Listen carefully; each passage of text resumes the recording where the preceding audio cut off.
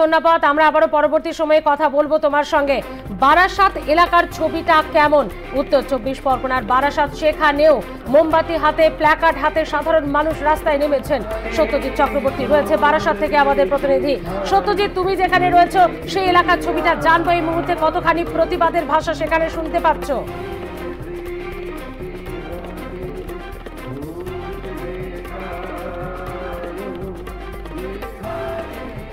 আমরা কথা বলবো সত্যজিতের সঙ্গে, তবে তার আগে যে যে জায়গায় মানুষ জড়ো হয়েছেন, Bhupendra Bose Avenue, Jadavpur 8B bus stand, বিশ্ব বাংলা গেট, সিথি মোড়, বারাসাত ডাক বাংলো মোড়, লেক গার্ডেন্স লর্ডস মোড়, কল্যাণপুর হাউজিং আসানসোল, বর্ধমান দাইহাট রাজবাড়ি মোড়, বালুরঘাট, বহরমপুর চৌতারা, কলেজ স্ট্রিট, এছাড়াও মানুষ আরো বেশ কয়েকটি পয়েন্টে এসে জমায়েত হয়ে প্রতিবাদ জানাচ্ছেন।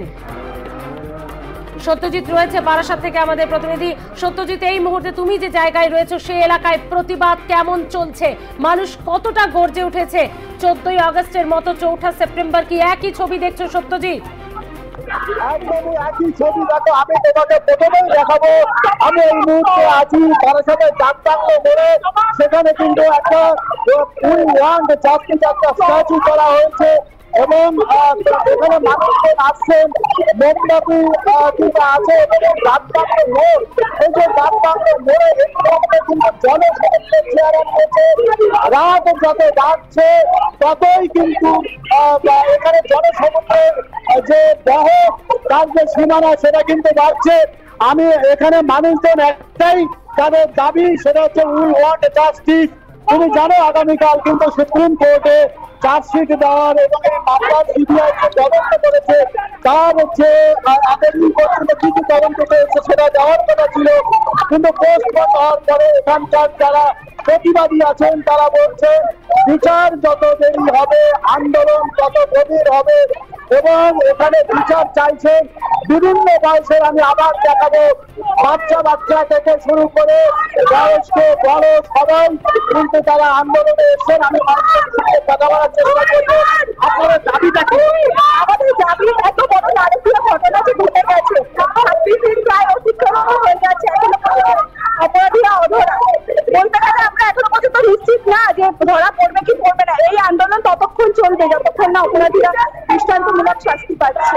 এতক্ষণ পর্যন্ত আন্দোলনের তদন্ত যতটা হয়েছে আপনারা কতটা খুশি?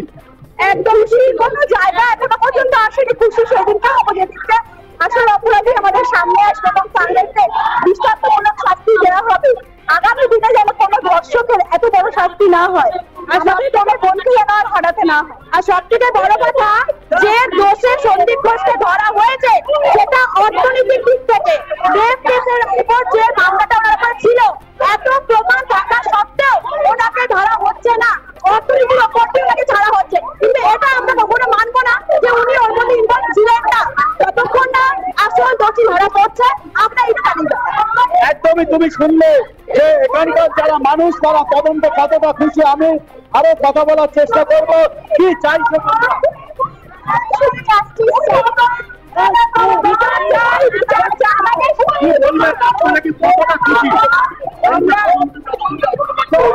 সেরকম ভাবে এগোচ্ছে না, কেন এরকম পিছিয়ে যাচ্ছে? আজকে 5 তারিখে আমাদের বিচার পাওয়ার একটা কথা ছিল, সেটা 5 তারিখ হয়ে গেল। এটা কেন পেছাচ্ছে হওয়া উচিত। আমাদের ঘুড়িটা নাড়িয়ে দিয়ে গেছে যাতে আমাদের সারা দেশ মানুষের একটা ঝড় উঠেছে। এইভাবে আমরা কোনোদিন আগে প্রথম দেখছি। সত্যি খুব ভেতর থেকে আনন্দ হচ্ছে। এর একটা বিহিত হওয়া দরকার।